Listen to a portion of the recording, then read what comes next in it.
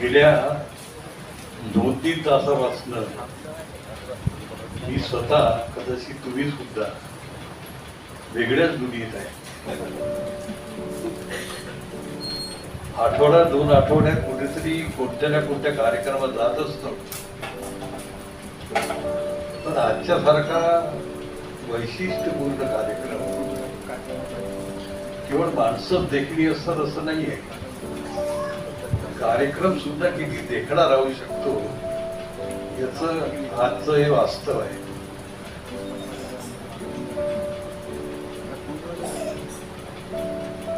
आजची सत्कार मूर्ती अशोक जांभूळकर, ब्रह्मचारी अमोक सिद्धीजी, कमल शर्माजी, कमल किशोरजी, डॉक्टर सुनील नामटेगीजी, जे अतिशय गोड संचलन करतात, ते शिरीन सिद्दीकी. खास करून माझ्या लक्षात राहील या कार्यक्रमासाठी ज्यांनी मला वारंवार अतिशय मधुर आवाजात इतकं आर्जव, फारच त्याच्या बोलण्यामध्ये इतकं आकर्षण आहे, तो देवर्षी ढोबळे. मी त्याला पाहिलं सुद्धा नव्हतं. त्याचा आवर्जून उल्लेख करणं मला आवश्यक वाटतं. या सत्कार सोहळ्याच्या निमित्ताने एक बाब लक्षात आली असेल, ती लक्षात घेण्या आधी ती समोर जी माझी मान्यवर मंडळी बसली आहे, आमचे मित्र राहुल वानखेडे, आमचे मित्र ॲडव्होकेट भास्कर धनगाय, कवी लोकनाथ यशवंत, आपले प्रशांत डेकाटेजी, अशी बरीच मान्यवर मंडळी आज इथे बसलेली आहे. या कार्यक्रमाच्या निमित्ताने एक बाब लक्षात आली असेल की माणूस हा स्वतःच्या वागण्याने किंवा संबंध ठेवताना तेवढ्याच आधारावर किती अविस्मरणीय होऊन जातो. इतका अविस्मरणीय, इतका हृदयात ठेवा होऊन जातो की त्याच्याविषयी सांगताना आसवांना थांबवता येत नाही. 2-2 वक्ते इथे रडले आहेत आणि ते दोन्ही आपापल्या ठिकाणी अत्यंत मोठ्या जागेवर आहेत. आज जर डॉक्टर सुनील नामटेके छोटा वाटत असते तरी मोठे आहेत. मुंबई सारख्या विद्यापीठामध्ये विभाग प्रमुख म्हणून आहे, ज्यांचं के म्हणून आपण इथे उल्लेख करतो, ते सुद्धा अतिशय मोठ्या हुद्द्यावर आहे. ही माणसं अशोक बोलताना ते आपल्या आसवांना थांबवू शकले नाही. ही अशोक जांभूळकरांची खरी कमाई आहे. माणूस हा केवळ धनसंग्रह केल्याने खूप श्रीमंत होतो, पण लोकसंग्रह केल्याने तो किती श्रीमंत होतो त्याची तृप्ती आज दिसते. अभावात सारे जगलेले. आमची पिढी कदाचित कंदीलात शिकली, पण यांची पिढी चुलीच्या स्वयंपाकावर जगली आहे. ती कोणत्या अशी सुखात होती, ती अभावात होती. आज वेगळ्याच अनुभूतीमध्ये मी गेली 2-3 तासात मी बघतोय. मला सुद्धा आवाजाचं काय माहिती आहे, मला त्याचं आकर्षण आहे. ती पिढी आता इथे बसलेली कमी आहे ज्यांनी चूल वेलानीनं ऐकलं असेल. त्यावेळेसचा देशातला सगळ्यात अतिशय खूप आवडेल असा आवाज असलेला झूल वेलानी, पंडित जवाहरलाल नेहरूच्या अंत्ययात्रेचं त्यांनी केलेलं ते समालोचन जगभर गाजलं होतं. आम्हाला त्यावेळेस ते आठवतं. ती पिढी आता इथे कमी बसलेली असेल की अमीन सयानीच्या बिनाका गीतमालाच्यासाठी आम्ही दिवसभर वाट पाहायचे. तो बुधवार, ते रात्रीचे 8, तो पानाचा ठेला, तिथे तो रेडिओ आणि ते 16 पायदान आणि पहिल्या पायदानावर कोण येतो, अरे बापरे काय त्याच्या शर्यती. हे सगळ्यांना विस्मरणात गेलेलं आज असं असं असं आठवायला लागलं असतं. सुनील रामटेकेंनी नागपूरचे तसे 2 भाग होते, दक्षिण नागपूर, उत्तर नागपूर. मला पण माझा इंदोरा आठवला, तिथे जन्म झाला.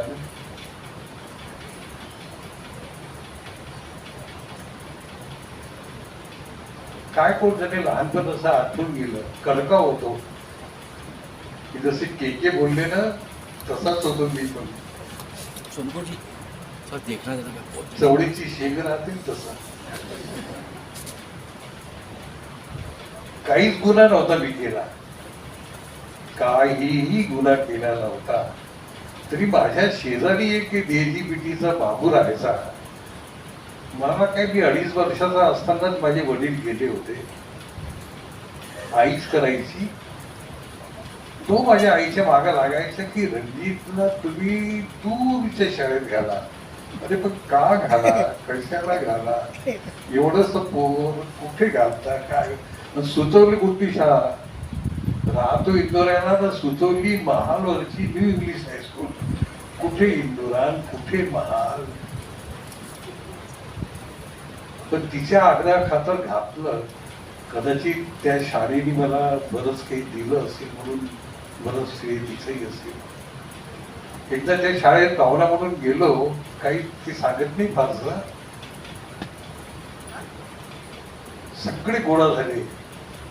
त्यांच्या दृष्टीने मी खूप मोठा माणूस झालो होतो. मी त्यांना असं म्हणालो की मला घडवायला या शाळेचा मोठा हातभार आहे, पण सगळ्यात जास्त हातभार जर कोणाचा असेल तर तर्टे मास्तरांचा खूप हातभार लागला. ते सगळे विचारात पडले की तर्टे मास्तर तर कधी शिकवत नव्हता, तो तर PTI होता. म्हटलं त्याचाच तर खूप हात लागला मला. कारण इंदोऱ्यावरून येताना 2 रेल्वेच्या फाटक्या लागायच्या. 6:45ची शाळा, घरून किती वाजता मी निघालो. ते रेल्वेचं फाटक काय माझ्या बंदोबस्तात नव्हतं. आणि उशीर झाला की आठवड्यातनं किमान 3-4 तास तरी तो मला खूप मारायचा आहे. काहीच गुन्हा नव्हता केला. फक्त मी प्रायमरी शाळेतून 4थ्या वर्गात दुसरा आलो होतो. हा एक गुन्हा मला त्या शाळेत घेऊन गेला होता. मित्रांनो, बऱ्याच अशोकरावांच्या विषयीच्या बऱ्याच आठवणी सांगितल्या. मी इतका या सिद्ध हस्त लोकांच्या मधात कसा अडकलो हे मलाच कळेना. परंतु मी काही मराठीचा खूप अधिकारी आहे असं नाही म्हणणार. मी बाबासाहेबांचं संबंध प्रेरणा सांगत असतानाच एक आठवतं की चक्र नावाची एक कादंबरी जयवंत दळवींनी लिहिली होती. हा प्रांत तसा डॉक्टर सुनील रामटेकेंचा आहे. परंतु त्यावेळेस आम्ही त्या सगळ्या आवर्तामध्ये राहत असू. मला तो मुद्दा सांगायचा आहे की बाबासाहेबांची उद्धरणा हे जीवनामध्ये कशी आली, त्याचं एक मूर्तिवंत वास्तव अशोक जांभूळकर म्हणून कसा आहे. हा खऱ्या अर्थानं चळवळीची अतिशय मोठी काय म्हणतात फलश्रुती किंवा नायकत्व किंवा प्रातिनिधिक सत्य किंवा आनंद देणारं वास्तव आपण जे म्हणू शकतो. अभाव तर सगळ्यांच्या पाठीशी लागलाच होता, परंतु दारिद्र्याचं गौरवीकरण होणार नाही. जी व्यवस्था आपल्या जन्मजात जी आपल्याला व्यवस्था लाभलेली आहे, त्या व्यवस्थेचं रडगाणं करणार नाही, माफ करावं लागेल बेटा. आणि ज्यावेळेस चक्र नावाची कादंबरी लिहिली, तर त्या चक्र नावाच्या कादंबरीमध्ये ती तरुण माणसाकडे काय म्हणली, तुम्ही झोपडपट्टीमध्ये न राहता तुम्ही झोपडपट्टीवर लिहिता कसे हो? तुम्ही आमच्या सुखदुःखाचा काय संबंध असता तुम्हाला कळणार नाही. तुम्ही कितीही काल्पनिक शक्तीतून संबंध लिहिला, आणि तिथे दलित साहित्याची जी बीज आहेत ती अशी अशी पडायला लागली की आमचं वास्तव आम्ही सांगू, आणि आमचं वास्तव आम्ही सांगताना मग ते कसं सांगावं, तर मग ती आत्मचरित्राची एक टूम निघाली. हा टिकीचा भाग नाही आहे, मोठा माणूस आहे. त्याचं नाव खरं तर ते दयाराम पवार होतं. राजा ठाणेचं नाव पहिल्यांदा राजाराम होतं. त्याने तिथून राम काढला, यांनी पण राम काढला. एक दया पवार झाले, एक राजा ढाले झाले. दया पवारनी बलूत दिलं होतं, खूप गाजलं. फोर्ड फाउंडेशनचा पुरस्कार काय मिळाला, खूप गाजलं. तरीही जी सूक्ष्म रीतीने आंबेडकरवाद समजून घेत होती, अरे असं कसं तू म्हणे, तू संबंध आमचं वास्तव सांगशील, याचा अर्थ काय, इतकं वास्तव सांगशील. आक्षेप घेत गेले. कधी तुम्ही दारिद्र्याचं इतकं गौरवीकरण नाही करू शकत. तुम्ही तो लपक मग सहानुभूतीकडे जाईल, कदाचित तत्वज्ञानाच्या भाषामध्ये गांधीवादाकडे जाईल. आंबेडकरवाद जर तुला प्रत्यक्ष रीतीने जर स्वीकारत असेल, तर तुला त्या संबंध व्यवस्थेवर, त्या संबंध अभावावर, त्या संबंध आधारावर मात करावी लागेल. किती आसवा येत असल्या तरी त्या आसवा तुला प्यावा लागतील. त्याचे हे प्रतिनिधी आहेत की राहुल वानखेडे, हे सुनील रामटेके, अशोक जांभूळकर, ही जी माणसं आहेत ही अतिशय नैसर्गिक आहे रडेनं. खूप दुःख असं, परंतु जेव्हा नायक जेव्हा आपल्याला असं म्हणतो, आपला नायक जो आपण असा निवडलेला आहे, तो नायक, त्या अर्थानं आपण सगळ्या गोष्टी सुद्धा आपण पाहत गेलो तर असं वाटायला लागतं. आता बोलता बोलता अशोक जांभूळकर बोलली की मी शॉर्ट टेम्पर्ड आहे. खरं बोलला बोलता बोलता, एक खरा इतका रागीत माणूस बाहेर किती गोड आहे, हा कसा काय वागत असतात. इथे संबंध बोलताना बोलायला लागले की पहिला माझ्या पाठीवर हात जर कोणी ठेवला असेल तर अशोक जांभूळकरांनीच. पहिल्यांदा जर कोणी चाय पण चलते हो काय जर असं कोणी म्हटलं तर ते अशोक जांभूळकरांनीच म्हटलं. आपली नैसर्गिकता जपून सुद्धा माणूस सार्वजनिक जीवनात हा किती यशस्वी जगू शकतो त्याचं हे मूर्तिमंत उदाहरण. आपल्या संबंध संवेदनांना, आपल्या सगळ्या गोष्टींना मारू नाही दिलं त्याने, आपल्या रागाला मरूही नाही दिलं. ते सुद्धा पौरुषत्वाचं अतिशय मोठं लक्षण आहे. संबंध माणसं समजा अशी नेबडत झाली, तीही उदय दिली. त्या वंदना माऊलीने राग सांभाळला, ती सुद्धा धन्य आहे. म्हणून तिच्या शरीरावर मांस जरा कमी आहे, राग सांभाळला.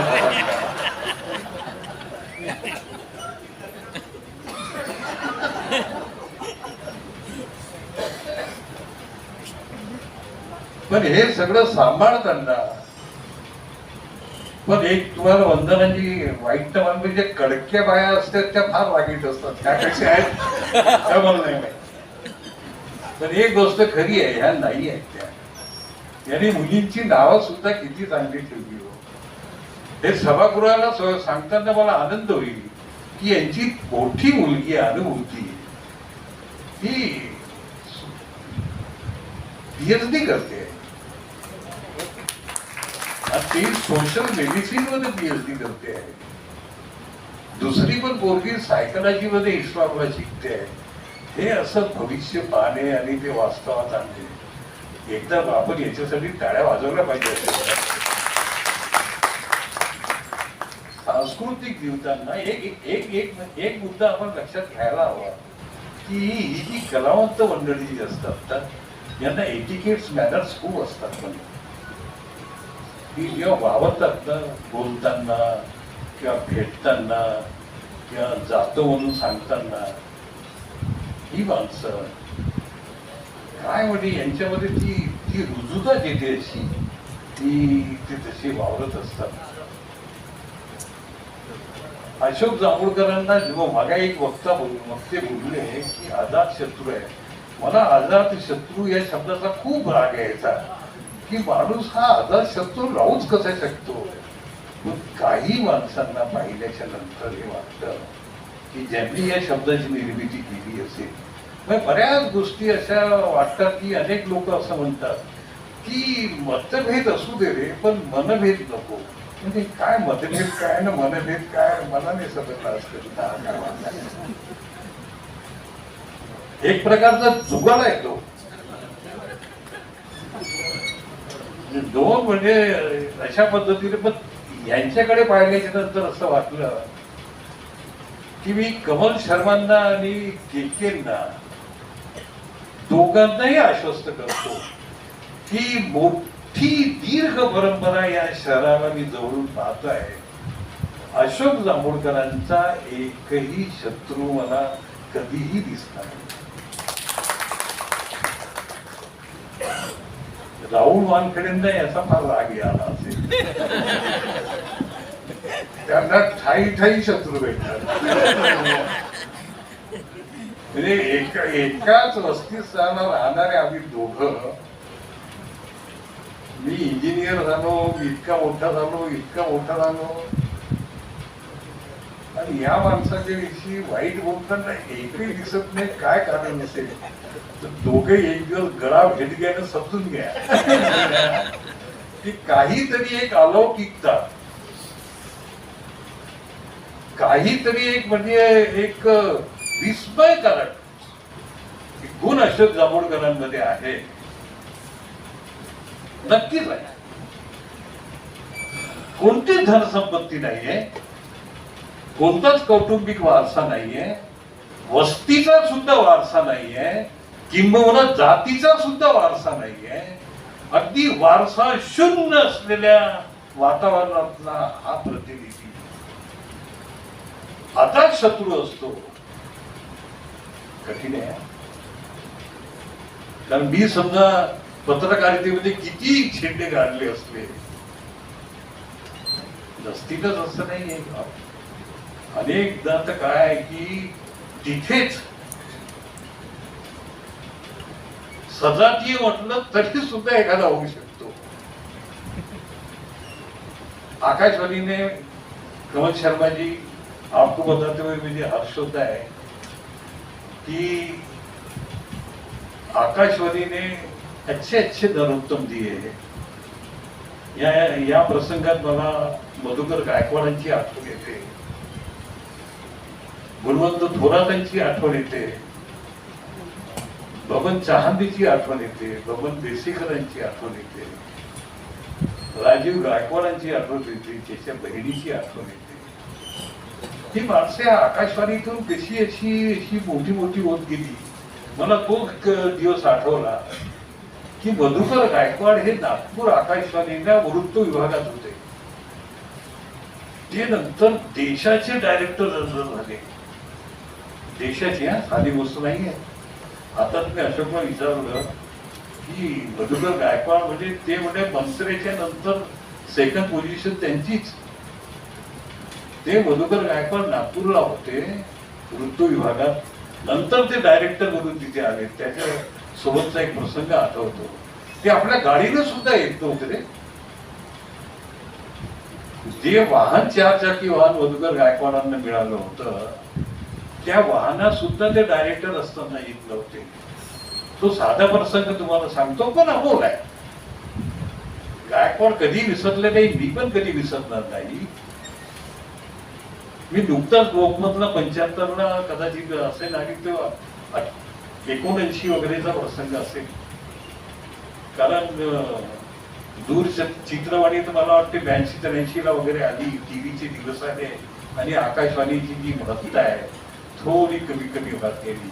एक संरचना आणि एक गेली. केवळ न्यूज रीडर या भरोशावर नेताजी राजगडकर आमदार झाला. तो 6:50ला नेताजी राजगडकर बातम्या देत आहे हे ऐकायला, त्या काळामध्ये तत्कालीन दैनिकांमध्ये नेताजीचं च बरोबर नाहीये, नेताजीचं ज बरोबर नाहीये, च आणि ज या दोन उच्चारणावरून काय काय वादन व्हायचे. पण नेताजी ते दुःख करून घेत होता. तो टिकला तिथे, तो बातम्या द्यायचा, त्याला न्यूज रीडर म्हणायची. तो इतका पाहिजे त्यावेळेसचं आकर्षण 6:50च्या बातम्यामध्ये प्रत्येक घरांमध्ये रेडिओ लागलाच होता. रेडिओ हा घरातला एक सजीव जीव झाला होता. घरात जर 5 लोक राहत असतील तर 6वा घटक रेडिओच होता ना. तो तिथला घटक होता. घरातली श्रीमंती रेडिओ किती मोठा आहे याच्यावर होती राहिल्या. ज्याच्या घरचा रेडिओ छोटा आहे तर लोकांना वाटायचं, ज्याच्या घरी भला मोठा रेडिओ असला की आहे दौलतदार माणूस आहे. काय दिवस होते जागा असो. आणि ते मर्फीचा तो फोटो पाहताना तर मजाच यायची. हे जे ते दिवस होते. तो नेताजी राजगडकर बघ आमदार झाला हो, केव्हा रेडिओच्या भरोशावर. आमच्या अशोकरावांनी असं काहीच नाही केलं. अशोकरावांना पहिल्यांदाच एकाने सांगितलंय की सुपारीच्या खाण्याचा सुद्धा इतक्या ग्लॅमरस क्षेत्रात राहून इतका कोरडा लहान एक साधन आहे.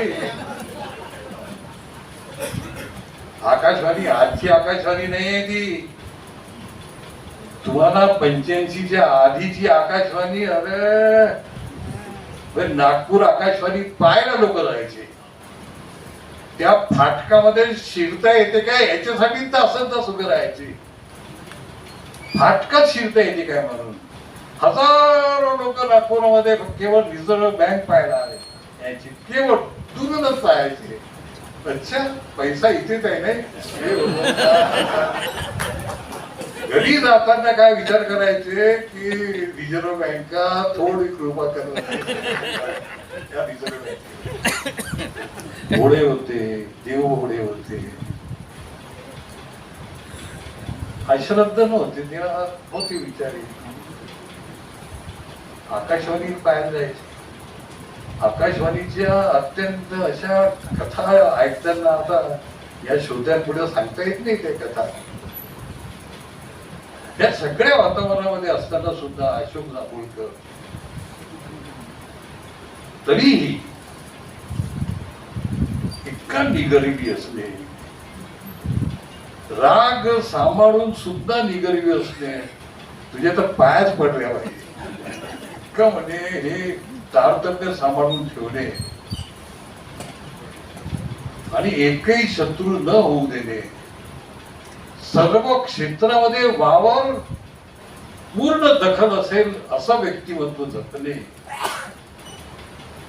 कार्यक्रमांमध्ये सुद्धा प्रकाशनाचा असो की अजून कुठला असो,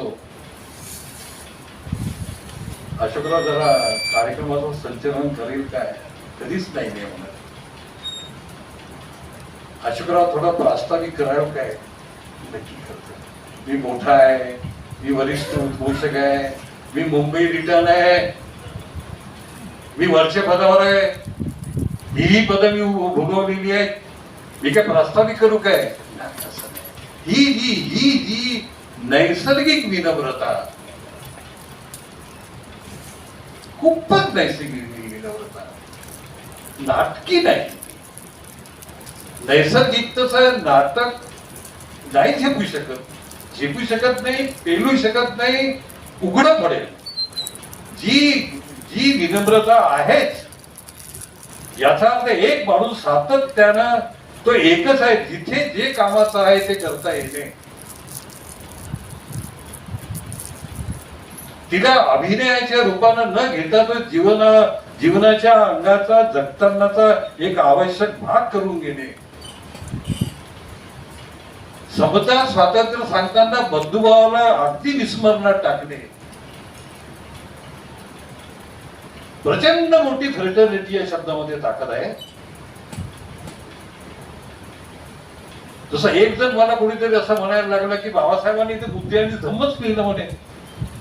अरे पण ते बुद्धी आणि धम्म लिहिलं म्हणजे आता काय, कोणत्या काळात काय काय केलं काय नाही, बुद्धी आणि संघ का नाही लिहिलं म्हणे. अरे पण काय याला अर्थ आहे. मग आम्ही त्रिशरणामध्ये बुद्धं शरणं गच्छामी, धम्मं शरणं गच्छामी, संघं शरणं गच्छामी. अरे तिघांची व्हॅल्यू, तिघांचं ते पायाभूत समजा महत्ता घेतली ती तिघांची सारखी आहे. बुद्धा इतकी धम्माची आहे, धम्मा इतकी संघाची आहे.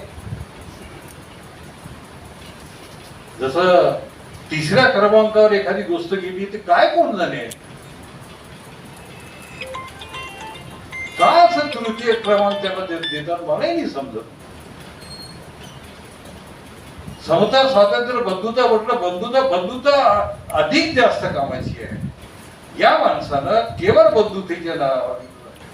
बंधुतेचे अंगीकार द्यायला, ज्या शहरामध्ये ज्या क्षेत्रामध्ये कोणी सुद्धा आपला गॉडफादर नाही आहे, कोणी बोट धरून सांगणारा नाहीये. एक वाक्य त्यांनी बोलून आपला टाळ्या घेतल्या की इन्होंने मेरे को संभाला और मेरा अंगूठा नहीं मांगा. हे असताना सुद्धा जिथे दूरपर्यंत कोणी माझा नाहीये, वानखेडे नाहीये, मेश्राम नाहीये, रामटेके नाहीये, रंगारी नाहीये, कोची नाहीये, साखरे नाहीये, कोणीच नाही. ही जी ओळख पहिल्यांदा ओळख करताना ते हीच माणसं त्याकडे शोधायची ना की कोण आहे तिथे, कोणाकडे. ते बोलताना असं म्हणत असत की आपला कोणी आहे का, कोणी दूरपर्यंत निव्वळ वाळवंत मनुष्य क्षेत्रामध्ये तो वावरायला जातो जो माणूस, आणि तिथे राहून तो आपलं स्थान निर्माण करतो आणि सगळ्यांना आपलंस करतो. काय धन्य आहे ही जी किमया आहे. ही तुम्ही किती डिग्र्या घेतल्या आणि किती ह्युमन रिलेशनचे क्लासेस तुम्ही समजा केले तरी ही किमया, ही साध्यता येत नाही. ही त्याला ते समजून घ्यायची जी दृष्टी आहे, ती दृष्टी जी दिसत नाही ती दृष्टी यांच्याकडे आहे, कदाचित आहेच. सातत्याने ही गोष्ट खरी आहे की जेव्हा जेव्हा मला आयुष्याचे जे क्षण आले अशोक दामोदरांना भेटण्याचा आणि बोलण्याचा, अत्यंत आर्जवी शब्दात विनम्रपणे दादा कसे आहात, काय असात वगैरे बोलून विनम्रपणे बोलताना कधी असं त्याच्या चेहऱ्यावर कुठेतरी कटुता, कुठेतरी वैमनस्य, कुठेतरी असंतुष्टता, कुठेतरी घाव, कुठेतरी अतृप्तता काही दिसत नाहीये. अशोक जांभूळकरांना विनंती करेन की काय साध्यता आहे त्याची क्लासेस उघडा. हे धन आपल्यापर्यंत ठेवू नका.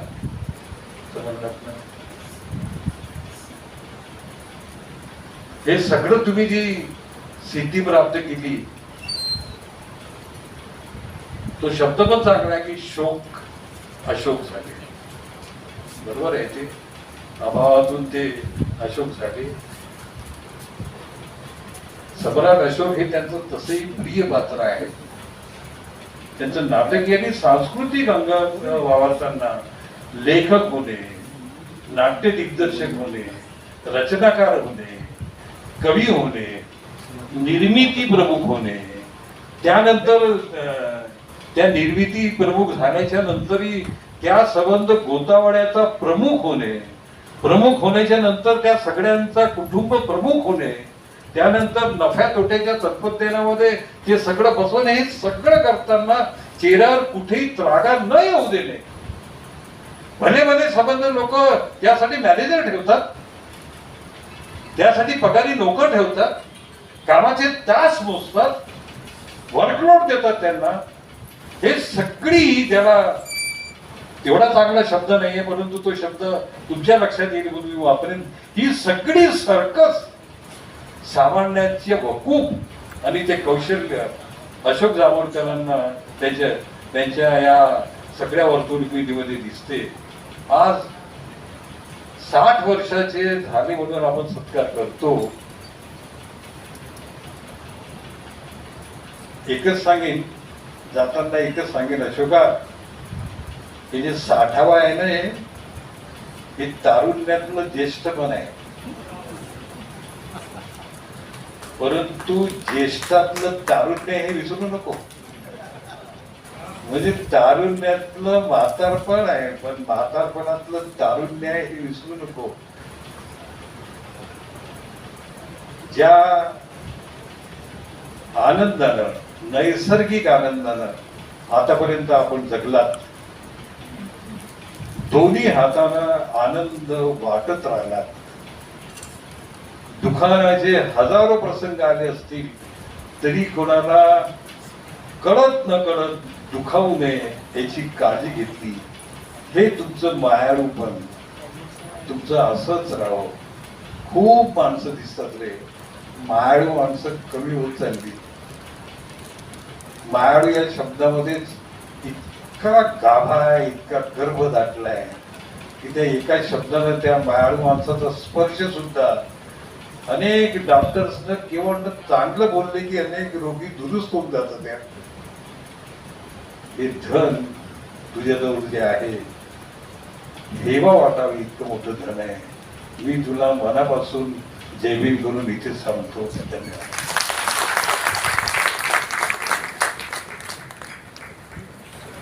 दिली शुक्रिया सर आपके इस शानदार उद्बोधन के लिए.